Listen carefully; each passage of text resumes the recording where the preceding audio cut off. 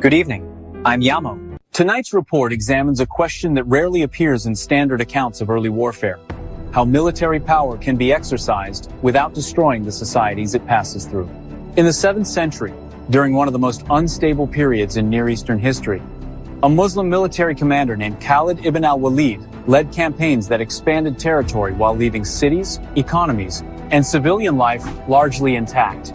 Understanding how this was done helps explain why early Islamic governance endured, while many older imperial systems did not. Studio screens show bustling markets, intact city gates, and caravan traffic. An inset plays your animation throughout. Khalid ibn al-Walid operated at a time when warfare was typically extractive. The Byzantine and Sassanian empires relied on heavy taxation, forced labor, and religious enforcement to maintain control. Border regions were repeatedly fought over, drained of resources, and often abandoned once they became unproductive. Military success was measured by punishment and deterrence, not long-term stability.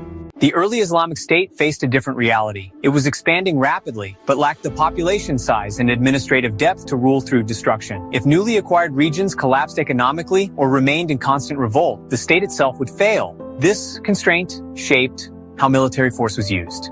Khalid's role was that of a battlefield commander, but his actions were governed by clear rules. Civilian populations were not targets. Agricultural land was not to be destroyed. Water sources and infrastructure were preserved. Religious buildings were generally left untouched. These rules were enforced because they served a purpose. A functioning society could support governance, taxation, and public order after the fighting ended. The anchor watches as your animated checklist clip plays on the studio screen, underscoring order and prosperity. One of the key mechanisms Khalid used was speed. He prioritized decisive engagements over prolonged sieges. Long sieges often resulted in famine, disease, and economic collapse inside cities. By shortening conflicts, Khalid reduced civilian harm and allowed urban life to resume quickly. Markets reopened, trade routes remained active, farmers returned to their fields. Another central feature was negotiation. Many towns were offered terms before combat began. These agreements typically guaranteed protection of life, property, and religious practice in exchange for political submission and a fixed tax obligation.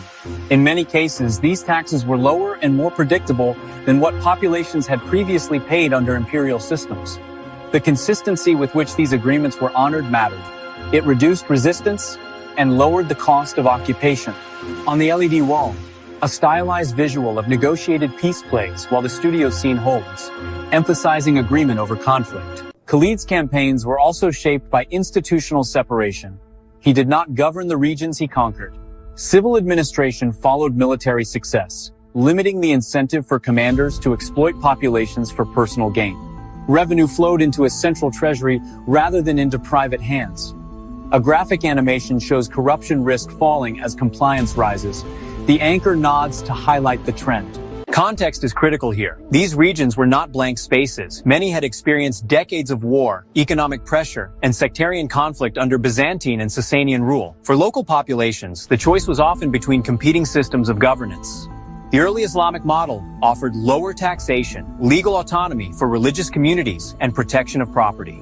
This explains why resistance varied and why some regions transitioned with limited violence. The results were measurable. Cities remained populated. Agricultural output recovered faster than in regions subjected to scorched earth tactics. Trade networks linking Arabia, the Levant, and Iraq continued to function. This stability allowed the Islamic State to invest in administration, law, and infrastructure rather than constant military suppression.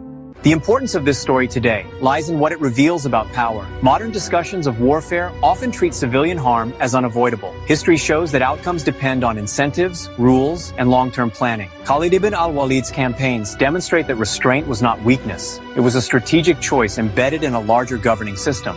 This perspective is often missing from popular narratives, where military figures are reduced to symbols of conquest alone. Khalid's legacy includes not just battlefield success, but a model of how force can be limited by structure and purpose. That model helped shape the durability of early Islamic civilization and its ability to govern diverse populations. Understanding how wars were fought without destroying societies helps clarify how history unfolded the way it did.